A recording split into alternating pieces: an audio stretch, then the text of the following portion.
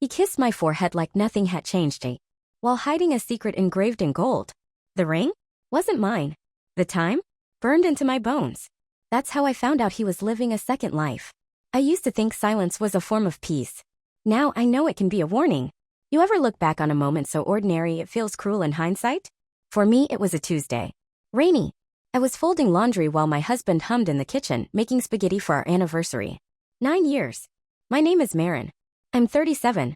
I design custom stationery and wedding invitations, yeah, I know, and I married a man who used to write me poems on graph paper. His name is Eli. He's a high school English teacher with hands that always smelled like chalk and spearmint. We have a dog, Finn. No kids, not for lack of trying. We used to joke that love letters were our currency. But now? I'd trade every word he ever gave me for one honest sentence. The first shift was so quiet I didn't hear it. It was the drawer. His desk drawer, always locked, always neat. Except one night it wasn't. I was looking for envelopes. He usually kept extra in the bottom file. But what I found was a box. A small velvet box. Not the kind we ever used. Not the kind from our wedding. Inside, a ring. Delicate. Oval-cut diamond, rose gold band. Not my size. Not my style. A receipt was tucked beneath it. From a boutique I'd never heard of. 2 weeks ago. At first I smiled. You know that stupid, hopeful kind of smile? Like maybe he was planning a surprise. Maybe he was going to propose again. Maybe it was for me. But then my brain caught up. No card. No initials. And he'd already told me he was saving every spare cent for our trip to Portland. I closed the box. Put it back. Didn't breathe for 10 whole seconds. That's when I noticed something else. The ring was engraved. On the inside of the band in delicate script, barely visible unless you tilted it into the light, it said. Meet me at 5:47. I don't know why that specific time made my skin go cold. Maybe because it wasn't romantic. It was precise. Secretive. Like an instruction. That night, I lay beside him, his arm draped over me like nothing had shifted, like I wasn't already unraveling under the weight of 5 digits. 5:47. Was it morning? Evening? A date? I stared at the ceiling until the light outside turned gray and the birds started to sing. I didn't ask. Because if you don't ask, you can still pretend the answer won't hurt. But you're probably wondering, why didn't I confront him? Why didn't I just hold up the ring and demand the truth? Yeah. Same. Because some part of me still wanted to believe it was all in my head. That the man I'd loved since grad school wasn't hiding a diamond for someone else. But deep down, I think I already knew. You ever try to rewind a moment just to breathe in the before a little longer? Yeah. I did that too. The ring wasn't in a box from our wedding. It was in a drawer I was never supposed to open. And that was the last night he kissed me without checking the clock first. It started with the coffee mugs. His favorite one, the Chip Hemingway quote, stopped showing up in the sink. Then it was the cologne. The one he swore he only wore for me. It sat untouched for weeks, replaced by a scent I didn't recognize. Something sharper. Cooler. I told myself not to be paranoid. I even Googled the engraving on the ring, like maybe Meet Me at 5:47 was a movie quote, a lyric, a line from some obscure novel. Nothing came up. So I drew it. I'm not proud of it, but I did. I copied the exact swirl of the script into my sketchbook. Something about it haunted me, like if I kept looking at it, it would tell me more. But it didn't. It just stared back. The following Friday, Eli posted a picture of us on Instagram. 9 years and counting, the caption read. My arms were around him. My smile looked real. We got over 200 likes. Everyone commented, goals. Soulmates. Never change. But he didn't tag me. He always used to tag me. When I asked, he said, just forgot. Sorry, babe. I laughed it off. But that laugh felt like sand in my throat. The shift came in whispers. In the places where love used to live. He started locking the bathroom door. He used to play music while he showered. Now, silence. He stopped leaving his phone on the nightstand. Took it with him everywhere, even to the garage. One morning I woke up early and saw the light from his study was on. It was 5:43 a.m. My heart stuttered. I padded quietly to the door. Didn't open it. Just listened. Muffled voice. A voice low and warm, not his. A woman. I told myself it was a podcast. And if you're shaking your head at me right now, yeah, I know. But denial is a soft pillow when you're too tired to sit with the truth. I began to notice time more. He was always somewhere else between 5:30 and 6. Not at school. Not at home. One time, I asked him to pick up dinner at 5:45. He said I can't. I've got a thing. A thing. He didn't even pretend anymore. That night, I opened our shared calendar. There it was. Appointment, 5:47 p.m. Repeating. Twice a week. Private. No location. I stared at the screen so long my eyes blurred. The next day, I got into his car while he was showering. I don't know what I was looking for. A receipt. A strand of hair. Maybe a ghost. Instead, I found a red silk scarf tucked behind the passenger visor. Still scented. Not mine. I held it like it was made of glass. Or poison. It wasn't just the scarf. It was the silence. The hush of someone building a second life behind a locked drawer and a calendar slot. I should have screamed. Thrown something. Instead, I folded it neatly. Put it back. And cried in the driveway where no one could hear. You ever wonder what betrayal smells like? I do. It's silk and spearmint and silence. The scarf was red. Not like lipstick red. Like blood when it's still warm. That was the night I set an alarm for 5:47. I used to think the worst sound in the world was someone crying. But it's not. It's a silence that should have had words in it. The night I hit bottom didn't start with a fight. It started with soup. Tomato bisque. His favorite. I made garlic knots from scratch. Lit candles. Played the playlist we used on our honeymoon road trip through Oregon. He said he had grading to finish. But I watched him swipe away a notification from someone named A. Just A. I asked new student. He didn't flinch. Admin reminder. Nothing important. He barely touched the food. Barely touched me. And went to bed before 9. That was our anniversary. 10 years. I sat alone at the table until the candles died. Then I checked his phone. I know. I shouldn't have. But I did. It was locked, of course. New passcode. I tried his birthday. Our wedding date. My birthday. Nothing. But the smartwatch he always forgot to charge? That wasn't locked. It buzzed at 5:47 p.m. exactly. A silent voicemail. From A. I hit play. There was no greeting.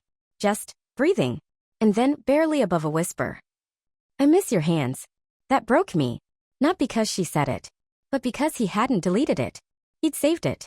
And maybe that's what hurt most, that he wanted to listen again. Like her voice was a place he could return to.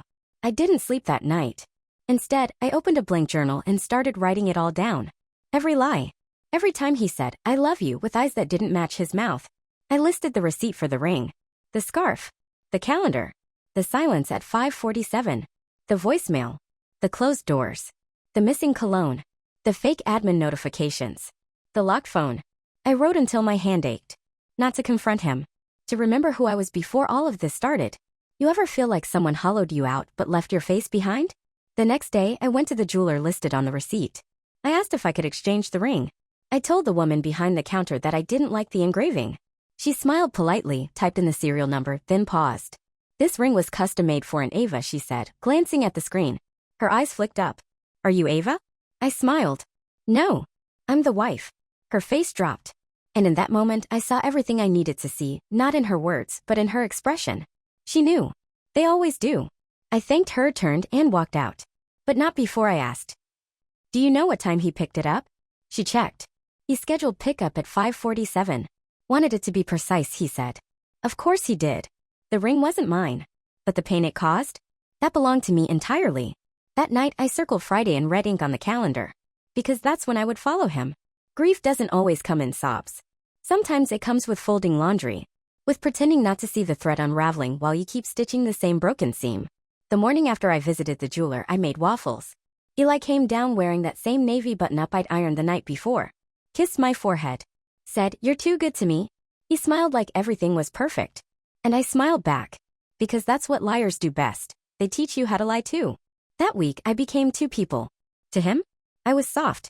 Supportive. The perfect wife. To myself, I was a storm gathering breath beneath still water. I started watching him the way you watch wild animals, with caution and curiosity. What would set him off? What time would he slip away? What did his silences mean?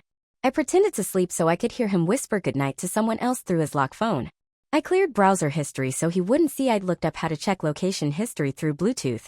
I said I was starting a new stationery line and needed his car's back seat for photo props. In truth, I tucked a tiny camera inside the middle console. It looked like a car charger. It was motion-triggered. Synced to my laptop. I didn't want to catch them kissing. I just wanted to stop guessing. You ever reach a point where you're begging for proof that'll break you because at least it means you're not crazy? He had a new habit. Coming home exactly 22 minutes late on Wednesdays and Fridays. Never more. Never less. When I asked, he'd shrug. Traffic. Funny. The camera didn't show traffic. It showed Ava. She wore a green peacoat. Her hair was short. Platinum blonde. She had the kind of posture that says, I've been adored before, and I will be again. They met in a parking lot behind the university library. She slipped into the passenger seat without knocking. No kiss. No drama. Just routine. She handed him something. I couldn't tell what. Then she leaned in close, said something, and laughed. He touched her knee. Then the feet cut. But I'd seen enough. I watched it happen again the following Friday. And again the week after that. Different outfits. Same timing. 5:47. The hardest part? Not the affair. Not the lies. Not the scarf or the ring or the voice memo. It was watching the man I loved become so good at disappearing from me. So efficient. So practiced. Like I'd been a chapter in a book he already knew how to end. Online, our life still looked beautiful. He posted a photo of us with Finn at the park. I was laughing. He captioned it, my whole world. I stared at the screen for 10 minutes before liking it. Because that's what you do when your world becomes a performance. You smile at the curtain and wait for the audience to leave. People kept saying how lucky I was. My God, Maren, you two are the dream. And I'd nod and say thank you. Then go home and scream into a pillow when no one could hear. I stopped sketching. Stopped reading. Stopped caring. But I kept watching. That camera became my diary. And in it I wrote every frame of his second life. Then something changed.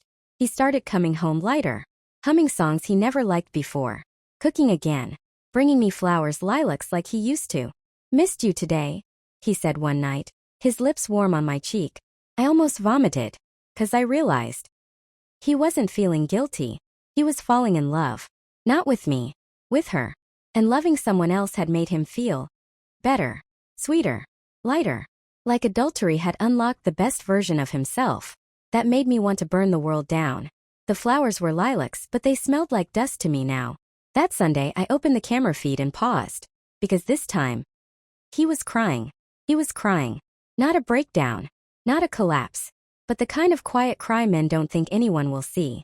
One hand gripping the wheel. The other covering his mouth. And she, Ava, reached over and held his wrist like she'd done it 1,000 times before. They didn't speak. He just stared out the windshield like the truth had finally caught up to him. I paused the footage and stared at the frozen frame. I waited to feel something. Rage. Relief. Validation. Closure. But I didn't feel anything. It's strange when your enemy breaks down. Because you want to scream, you don't get to feel sad. But part of you also thinks maybe now he'll stop. He didn't. 3 days later I got the message. It wasn't from him. It was her. Ava. It came through my business email. Subject line. I'm sorry. You don't deserve this. Body. Hi Maren. I know who you are. And I think it's time we talk. I didn't know about you at first. He said you were separated. I only found out recently that you're still living together. I don't want to fight. I just need you to know the truth. If you want to meet, I'll be at the cafe on North Alder at 5:47 tomorrow. I'll wait 15 minutes. After that, I won't bother you again. She ended the message with her full name. A real name. A real person. Not just a ghost in my hallway anymore. I didn't reply. But I showed up. You probably think I'm stupid for that. Or desperate. But sometimes you have to stand in the fire to prove to yourself it can't burn you anymore. She was sitting in the corner booth. Green pea coat. No makeup. Nervous hands. When she saw me, she stood. Unsure if she should smile or run. I sat down. Didn't take off my coat. Didn't say hello. Her first words were, I didn't know you were real. I said nothing. She twisted her hands in her lap. He said you were done. That you stayed for the dog. That you were already moving out. I stared at her. He said that to you. What did he say about me to your friends?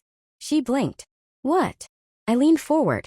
When they ask who I am, do you say his ex-wife? His tragedy? The cold woman he escaped from? Her throat bobbed. I never told them about you. Of course you didn't. She reached into her purse and slid something across the table. The ring. The one I'd found in the drawer. I can't keep this, she whispered. Not now. I didn't touch it. Are you still seeing him? I asked.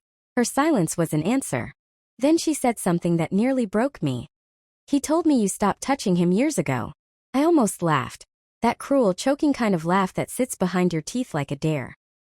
He told me, I said slowly, that we were working on our marriage. That therapy was helping. That I was the only one he trusted. Ava covered her mouth. Her eyes filled. Oh my God. We sat in that silence. Not as rivals, but as casualties. Two women who'd both been fed different scripts in the same story. He loved me, she said eventually. He really did. I looked at her and said the only honest thing I had left. No. He loved how you didn't know me yet. I didn't take the ring. I left it on the table with my business card. Then I walked out. Straight home. Eli was cooking when I returned. Thai curry. He wore an apron like it was just another Wednesday. He looked up. Hey, you're home early. I hung up my coat, sat at the kitchen counter, watched him stir. Then I said, Ava says hi. He froze. I don't mean he paused. I mean his entire body, his cells, his breath turned to stone. I didn't yell. I didn't cry. I just stood, walked to the drawer and pulled out the ring box. Inside, instead of the ring, I'd left a single folded note. He opened it. It read, I was never late. You were just always lying. The ring was back where it started, but the story had changed hands. He didn't speak. He just reached for his keys, and I realized he was about to go to her. But I had one more truth left to give. It's funny. The people who never call during the good years always seem to show up when things fall apart. The next morning Eli was gone. So were two drawers of his clothes. His toothbrush. The blue sweater I used to steal when I missed him. He didn't slam a door or leave a note. He just disappeared. And then came the ripple. His mother called first. Maren, I'm sure there's been a misunderstanding. Eli said you were struggling. That you've been cold for a long time. I almost dropped the phone. Struggling? Cold? As if I had frozen him into another woman's bed. He's hurting, she continued. And men don't always handle things with grace. Men. As if betrayal was a male allergy to accountability. I hung up without saying goodbye. 2 hours later my sister texted. Is it true? You kicked him out over a ring. A ring. As if the ring was the crime, not the deceit it carried. I didn't reply. Because what was I going to say? That I'd watched him fall in love with another woman in 1080p clarity? That the 5:47 appointment wasn't on his calendar anymore. It was engraved in my nervous system? Over the next few days everyone had an opinion. You two were perfect. You must have done something. You should forgive him. He's not a bad person. You can't just throw away 10 years. But here's the thing. I didn't throw anything. He did. I was just the one left holding the pieces. He texted once. 3 words. I miss you. No apology.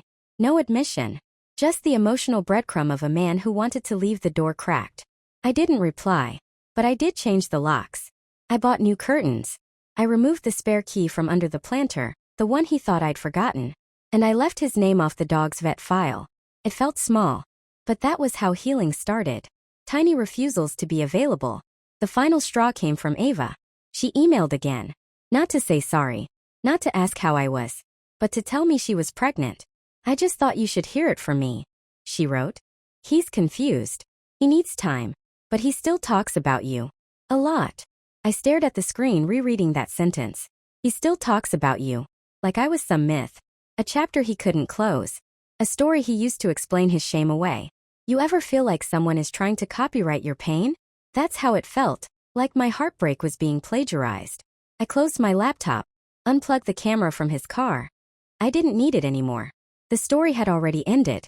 I just hadn't stopped rereading it. A week passed. Then 2.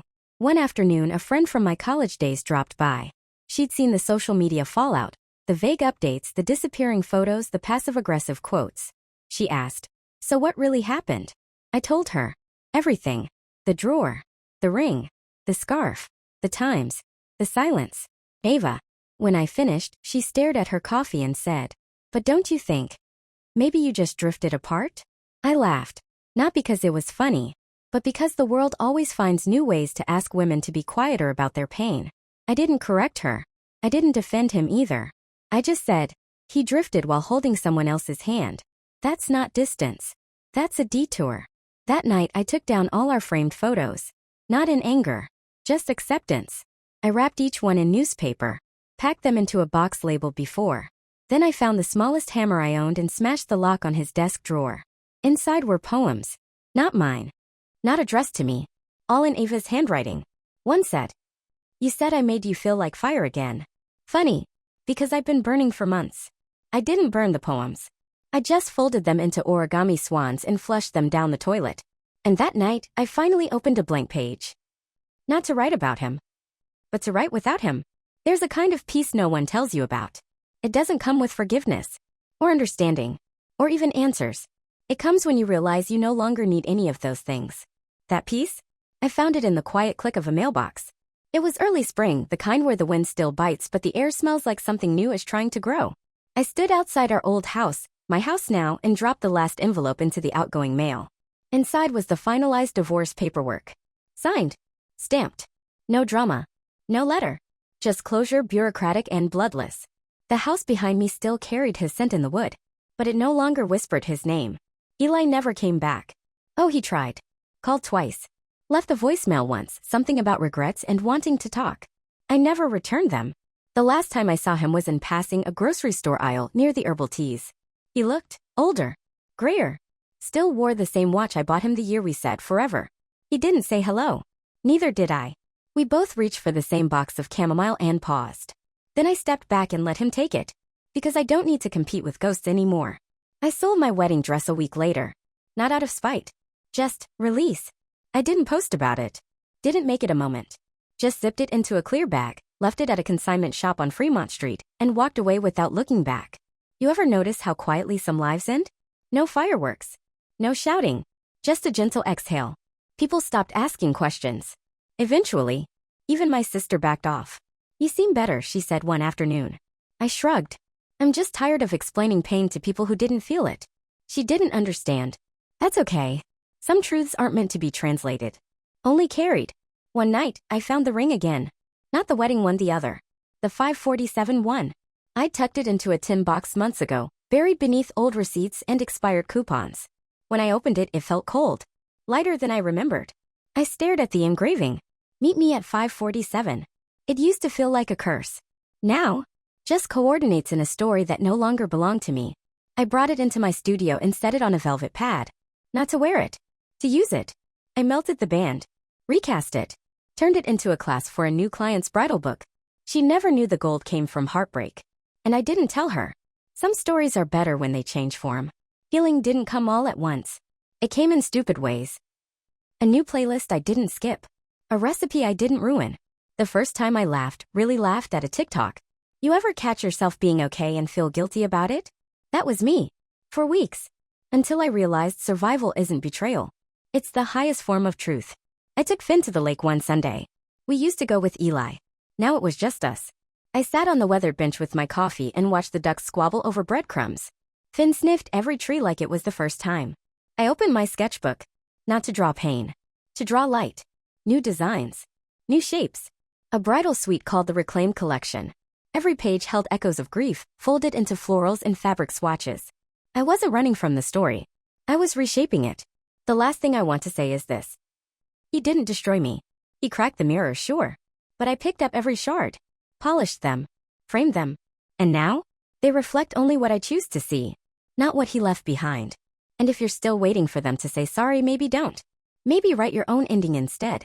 The clasp on the bridal book still says 547, but upside down, like a private joke between me and myself.